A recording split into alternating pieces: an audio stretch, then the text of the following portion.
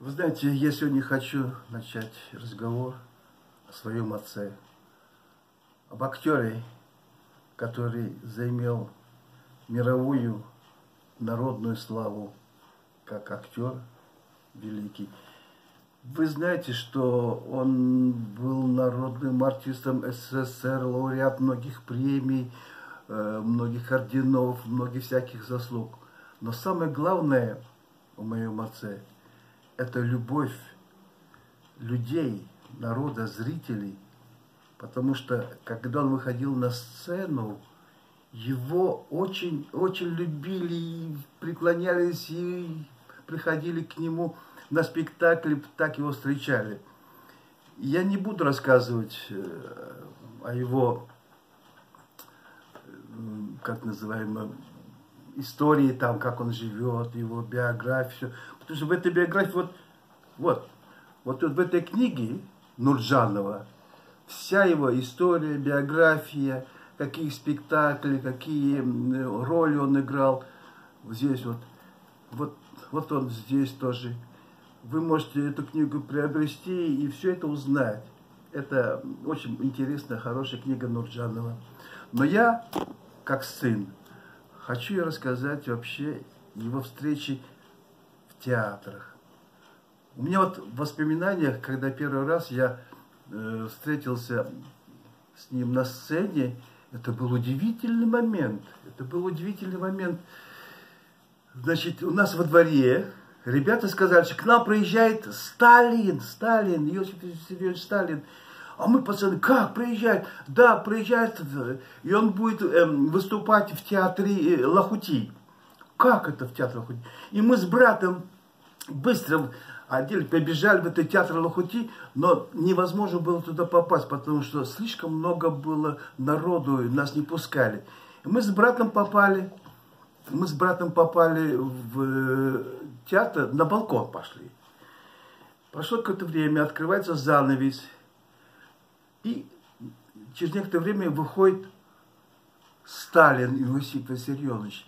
Весь зал встал и стал хлопать, стал кричать, стал хлопать. А я с братом наверху с балкона смотрю. Я говорю, нет, это не Сталин, это мой папа, Меня кто-то рот закрывает. А я говорю, нет, это мой папа. А мне закрывают рот, за шкирку взяли и убрали. Вытащили. Мне брат говорит, ты что это, ты там папа, это как артист играет здесь, что ты делаешь? Я говорю, да, я не знаю, но папа мой Сталин, а где Сталин? И вот таким образом я его увидел первый раз таким на сцене в образе Сталина. Для меня это было удивительно. И вообще, когда я выходил в театр, приходил, я фактически там в театр жил. Он каждый раз на свои спектакли меня приносил, я где-то там в буфете, где-то там в гримерной у него там отдыхал, спал. Мне всегда нравились его эти комические спектакли. У него, вы знаете, вот такие «Пятирублевая невестка», «Корич Камба», там еще много-много всяких комических таких спектаклей, где он изображал таких экономических таджиков. Вот, например, в этом «Пятирублевой невестке». Он говорит, я голодный, мне нечего есть, мне жалко, я хочу, ни копейки у меня нет. А сам в халате прятал жареную курицу. И жене говорит, уходи. Жена говорит, а он прятал жареную курицу и говорит, я голодный, помогите мне. Вы знаете, зрительный зал умирал от смеха. А потом по городу все бегали и говорили, какой Бурханов жадный, какой Бурханов нехороший. Я говорю, это не Бурханов. И вот они его так вот любили, как комика. Он когда выходил также в этом Корич Камба, ростовщик, бухарский ростовщик. Знаете, какой он был скупой, какой он был жадный, какой он был жестокий. Я все время удивлялся. Папа, неужели ты такой страшный? Так же нельзя. Он говорит, сынок, это не я, это вот такие вот там вот.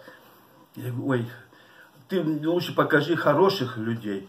Он говорит, ну, приходи на этот спектакль. Мы как-то пришли с ребятами на его спектакль спектакль у Гальдони, он там у Гальдони очень много спектаклей играл. Например, «Слуга двух господ». Труфальдино там играл. Вы знаете, пацаны наши театральные, мы все жили в одном квартале, на Рабочей. Все театральные дети жили в одном дворе. Мы как-то собирались, и после каждого спектакля показывали вот эти сцены, которые мы видели в театрах.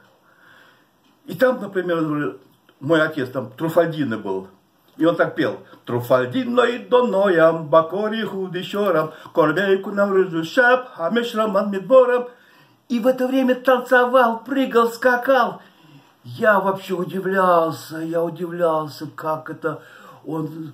И тоже мы повторяли, во дворе прыгали, скакали, как он танцевал. Мне потом говорили, ты, наверное, взял танцевальный его талант в будущем своего отца. Я говорю, я не знаю, может быть, но я очень любил вот эти моменты, когда он там выступал.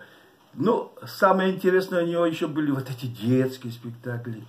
Ой, как он изображал всяких кощеев, всяких змей, всяких таких вот уродов. Мне так было неприятно смотреть. Я говорю, нет, папа, я не хочу таких смотреть. Но зритель приходил, вообще дети обожали его. Но самый больше, когда я уже немножко повзрослел, ну, уже был, стал артистом, смотрел все его спектакли, вот, Шиллера, произведения Шекспира.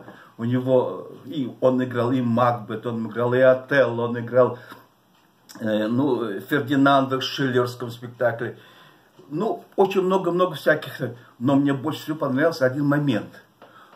Один момент мне понравился. Он пришел ко мне в театр.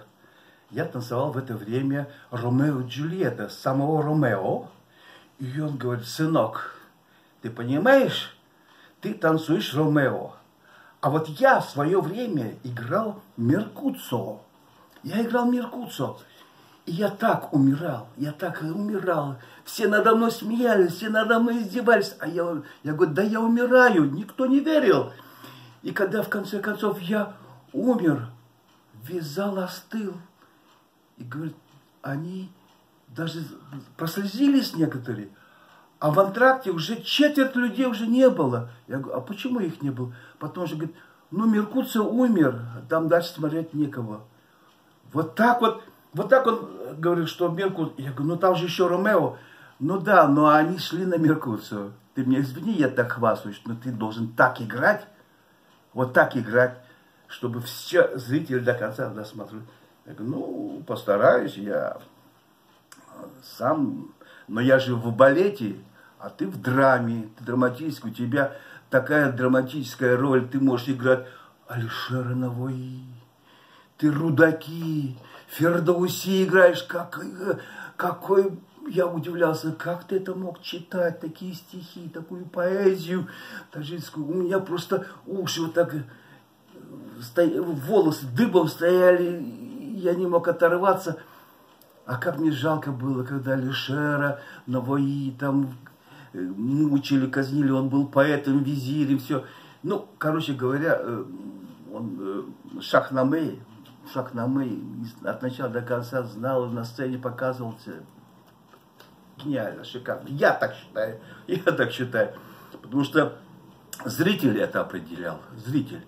После его спектакля зритель выходил на улицу и обсуждали.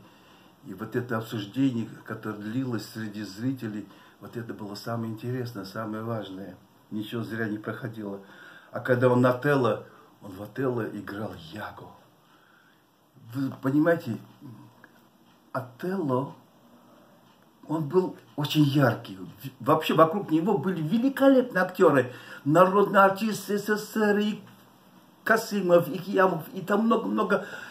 Так, а он как-то выделялся в этих спектаклях. Вот Яго, он такого Яго играл, такого поганого, такого, что все его ненавидели. Он предал.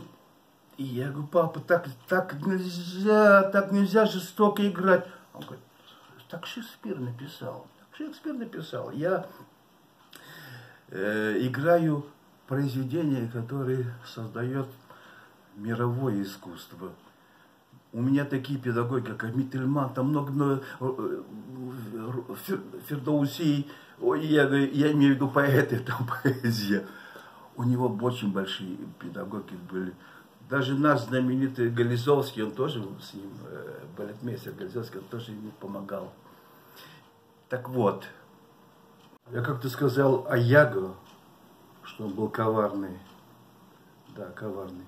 Но когда мой отец выходил в спектакле «Король Лир», он играл Кента. Тоже очень выразительно. А Касымов, народный артист тоже, СССР, великий актер, он играл тогда короля Лира. И отец мой тоже хотел короля Лира, но как бы, наверное, говорят, что он, наверное, не дорос. И я вспоминаю, когда он уже, отец уже был старый, когда уже был взрослый, он вышел в короля Лира. Вы знаете, что я на сцене видел, я плакал. Плакал от того, что он так входил в роль, так выговаривал, что иногда забывал даже текст. Но это было незаметно, это было так выразительно. Было... И как бы он с этим спектаклем, с «Королем Лира», он прощался со сценой. Это было немножко очень тяжело смотреть.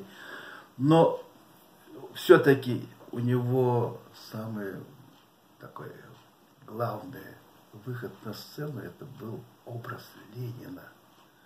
Образ Ленина — это его как бы конек, его творчество. Когда как-то в Ленинград, он приехал ко мне в Ленинград, посвятил мое училище, где мы учились, и я спросил, а что вы приехал? Я приехал в Ленинград специально для того, чтобы мне дали 2 месяца, чтобы ознакомиться с материалом ленинским. Ему должны измерить череп, ему должны измерить походку, жесты, повороты. Все должно быть контрольно, все прописано. Я говорю, а почему? Ленина допускает играть тогда, когда все четко было показано.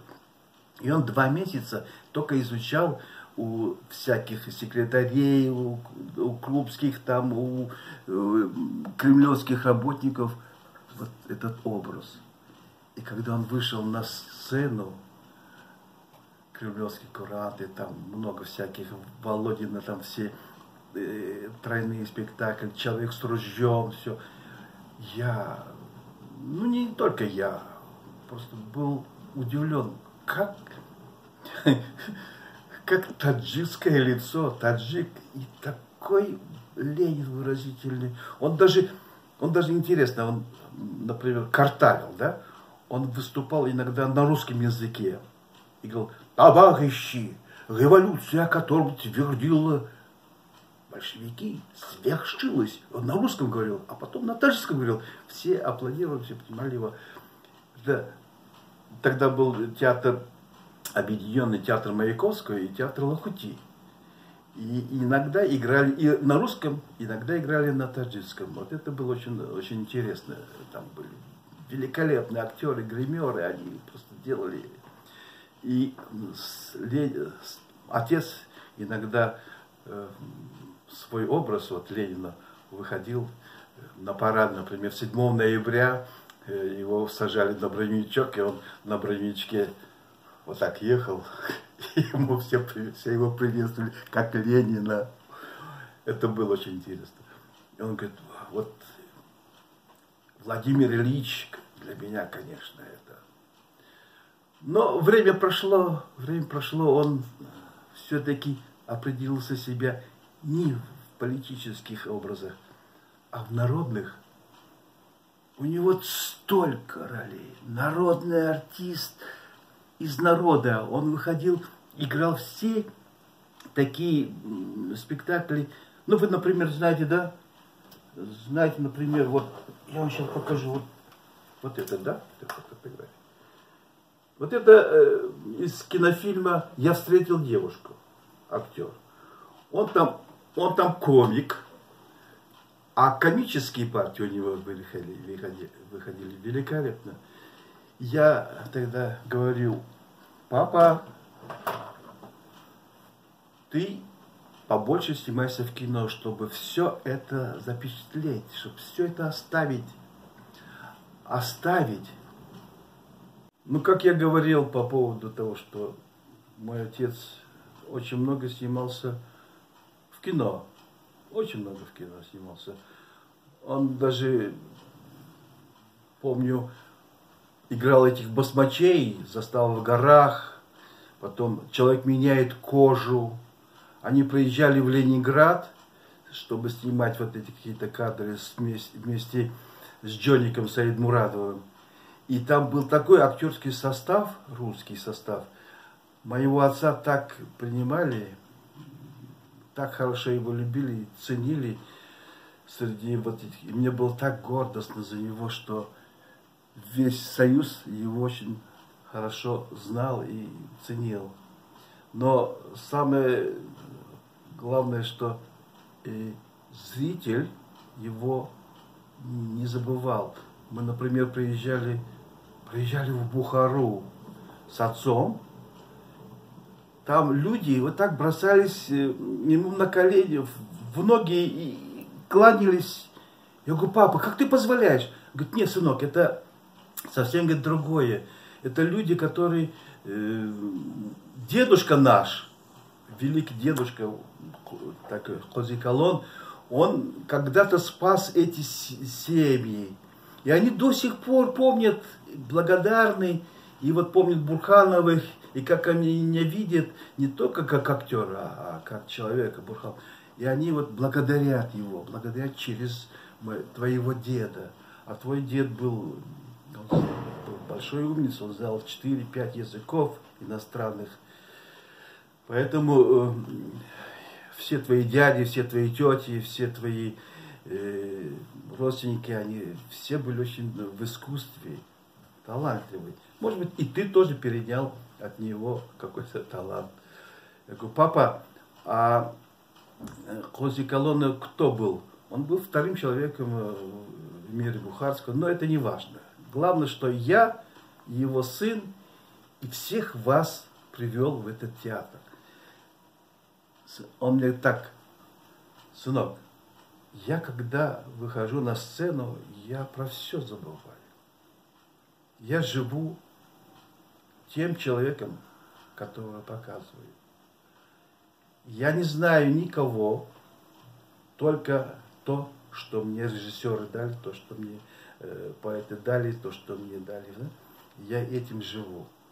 И поэтому я могу быть и комиком, я могу быть и драматическим, и трагическим, и всем. Это большой труд. Так что ты не думай, что вам в балете все это легко. Вам в балете также должно быть трудно. Я говорю: нам в балете еще труднее. Папа, скажи,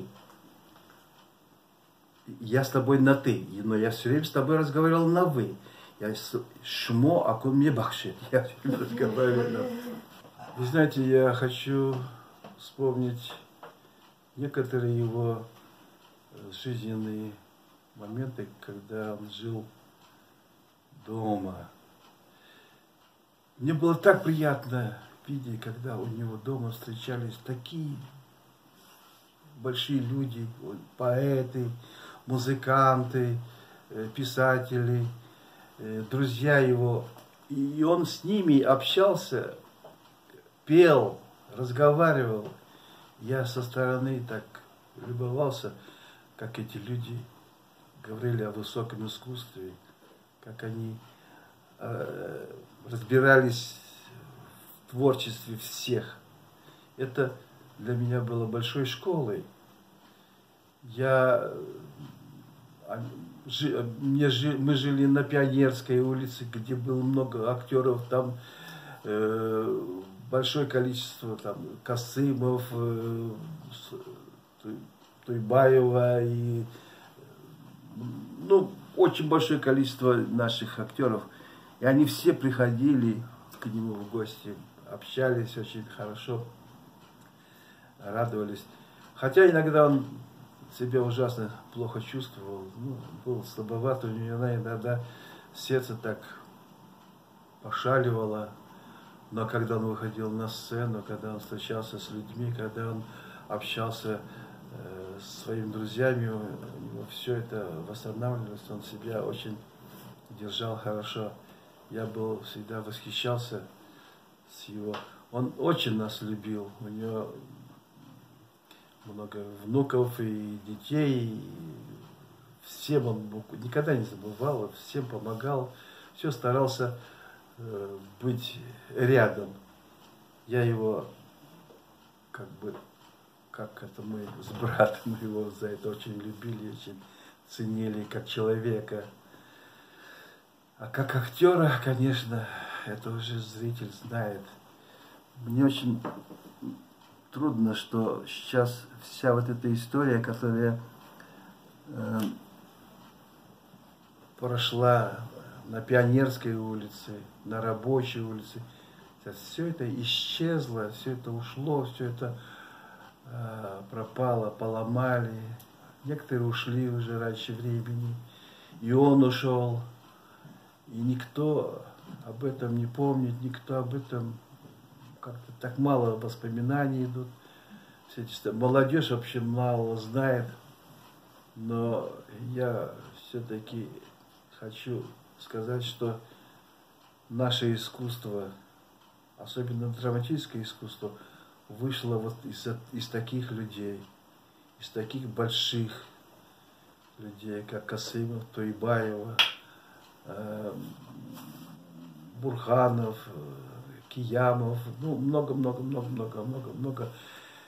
перечислять вот этот артист. Они все народные артисты, все, значит, знаменитые, любимые. И мой отец был популярен, он всегда всех ценил. Когда он уже в каком-то возрасте вышел и стал преподавать в Институте искусств, у него было очень много хороших учеников, они его очень ценили, любили. Эти ученики не то, что ему подражали, они просто видели его способ отношения к искусству, отношения к роли. Он как-то по-своему их учил, наставлял. И, например, тот же самый Корич Камба, его наш сам дядя, он ему передал вот этот великолепный фильм сделал, Дусматов, наш дядя, он снялся в этом фильме Корич Камба, гениальный фильм вышел. И я увидел в этом актере, в нашем дяде, который изображал, моего отца, он примерно так же играл. А потом молодежь выходила в образе Ленина. И тоже работа моего отца, он как-то всем умел это красиво преподнести, преподавать. И я хочу просто припомнить, что мир актерский, тот мир, который создали наши старики, это был тот расцвет культуры, расцвет, когда не только Таджикистан знал. И вот я ездил по миру, я слышал и знал, что многие знали наше таджикское искусство. Я уже не говорю там Афганистан, Иран, Пакистан, там, Турция, другие страны знали наш театр, знали наших актеров. Мне было очень приятно слышать, что наш академический театр драмы, он был один из первых больших театров, который имел колоссальный репертуар, громадный репертуар, где имели таких великолепных учителей из России, которые дали такой подъем нашему искусству. Я не знаю, как сейчас, я давно все в отъезде, у меня нахожусь в поездках, в своей семье. Театр поломали лохути, и то поломали, и все поломали. Я не знаю, как сейчас там находится. Но воспоминания вот эти остались только самые лучшие. Поэтому мне было очень приятно, если немножко народ узнает, что были такие актеры, великие актеры, большие актеры, которые создавали наше таджикское, советское, сегодняшнее искусство. А ученики продолжают это дело. Так что спасибо за внимание. Я вас всех очень благодарю.